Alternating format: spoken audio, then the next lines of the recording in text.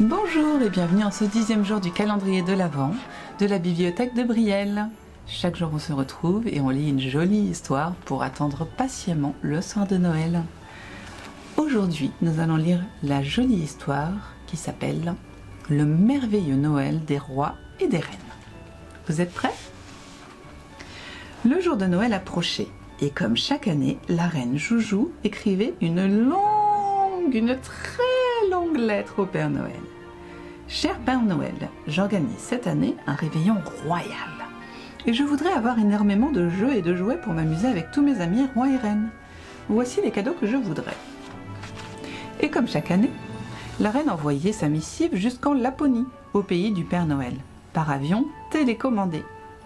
Mais voilà que le petit avion traversa une redoutable tempête de neige et prit beaucoup de retard. Il faillit s'écraser au beau milieu d'une forêt grouillante de loups, mais il arriva finalement. Ouf! L'un des lutins du Père Noël entendit vrombir son petit moteur et s'est précipité à la fenêtre. « Père Noël, c'est la lettre de Sa Majesté la Reine Joujou !» commenta celui-ci. « Je trouve que cette petite reine en demande un peu beaucoup. Nous sommes le 22 décembre. Je ne suis pas du tout certain d'avoir le temps de préparer tous les cadeaux de son Altesse. J'ai encore 324 millions de paquets à faire. » Le Père Noël avait pris du retard lui aussi. À son tour, le Père Noël écrivit à la Reine Joujou une gentille petite lettre pour expliquer tout cela. Mais la Reine Joujou reçut la nouvelle comme une catastrophe. « C'est pas du jeu !» pleurnicha-t-elle. Dans les jupons de son amie, la Reine Bisou Bisou venue la consoler. La reine Choco Choco accourut elle aussi avec quelques friandises chocolatées pour lui remonter le moral. Et le roi Doudou proposa un doudou lapin pour lui faire un câlin. Mais peine perdue. La reine Joujou était extrêmement déprimée. C'est alors que le roi Zinzin arriva dans sa tenue de Noël. Comme toujours, il avait une idée géniale et farfelue pour résoudre le problème. C'était d'aller aider le Père Noël et ses lutins à préparer les cadeaux. Avec enthousiasme, une petite expédition fut rapidement organisée. La reine Rose Rose et le roi Hardy Hardy voulurent en être aussi. On attela le traîneau de Sa Majesté le roi Doudou. Et voilà, la royale petite troupe partit pour le Grand Nord. Mais voici qu'ils rencontrèrent eux aussi la tempête de neige. Et face au puissant blizzard, l'attelage s'enlisa dans la poudreuse. On ne voit rien que du blanc, s'inquiéta la reine Rose Rose. Plein d'ardeur et d'énergie, le roi Hardy Hardy poussa le traîneau. Le roi Zinzin, lui aussi, s'attela à la tâche. Alors les toutous de Sa Majesté le roi Doudou s'élancèrent dans la plaine enneigée. Mais sans le savoir, tout ce joli monde s'approchait de la forêt aux loups. Une meute de loups féroces les attaquèrent. Ils poussaient des « Ouh ! Ouh !» à glacer le sang.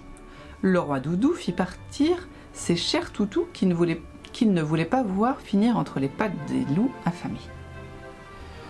Heureusement, le courageux et héroïque roi Hardy Hardy les combattit vaillamment.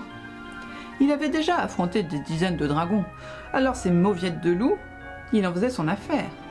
C'est alors que le roi Zinzin, du haut d'un sapin, aperçut quelque chose à l'horizon. C'était un petit refuge au milieu de nulle part. Quelle chance! Ils étaient sauvés, enfin presque, car il fallait se frayer un chemin dans la neige. C'était épuisant. La reine Rose Rose était toute verte de peur, la reine Choco Choco complètement glacée. Quant à la reine Bisou Bisou, elle tenait à peine sur ses genoux. Le roi Hardy Hardy découvrit une bougie et quelques bûches pour allumer un petit feu de bois. Hélas, il n'y avait rien à manger. Heureusement, le roi Zinzin trouva au fond de sa poche une boîte de sardines. Et au lieu du réveillon royal que la reine Joujou leur offrait chaque année, ils durent se contenter d'une demi-sardine chacun. Pour le dessert, ils partagèrent l'œuf en chocolat qui ornait la couronne de la reine Choco Choco. Triste Noël, et ils s'endormirent épuisés en se demandant ce qu'ils allaient devenir. C'est alors qu'une lumière intense éclaira le ciel et la fenêtre du refuge. C'était le Père Noël en personne. Il venait voir qui faisait du feu dans ce petit chalet abandonné. « Oh, mais ce sont des randonneurs égarés !» De royaux personnages, murmura-t-il dans sa barbe blanche. Puis il entra doucement dans le refuge. Tout doucement. Il avait l'habitude de ne pas faire de bruit. Et il transporta tout ce joli monde endormi dans ses bras. Jusque sur son merveilleux traîneau, ils survolèrent les plaines et les forêts, montagnes et océans, nuages et tempêtes. Et chacun fit un rêve extraordinaire avec 1 milliard de petites étoiles. Puis, au petit matin, les voyageurs endormis arrivèrent enfin au doux pays des rois et des reines. Mais le Père Noël et ses lutins avaient-ils eu le temps de mettre dans de jolis paquets enrubannés tous les cadeaux de la reine Joujou? La nuit de Noël est une nuit magique. Sa Majesté la reine Joujou put enfin contempler tous les splendides cadeaux qu'elle avait demandés.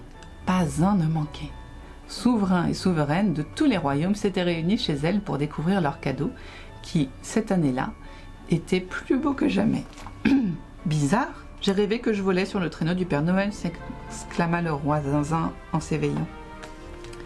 La fête de Noël commença. Chacun ouvrit ses cadeaux et s'émerveilla. Ce fut le plus royal des Noëls. Alors on dressa une grande table de banquet où l'on servit une savoureuse dinde au marron et une somptueuse bûche glacée. Ça ne vaut pas une bonne boîte de sardines au coin du feu, plaisanta le roi Zinzin. Mais bon, joyeux Noël! Et vous, est-ce que vous avez fait votre liste au Père Noël? Et est-ce qu'elle est aussi longue que celle de la reine Joujou? J'espère en tout cas que vous avez apprécié cette histoire. On se retrouve, nous, très bientôt, demain, pour la nouvelle histoire du calendrier de l'Avent. Bye bye!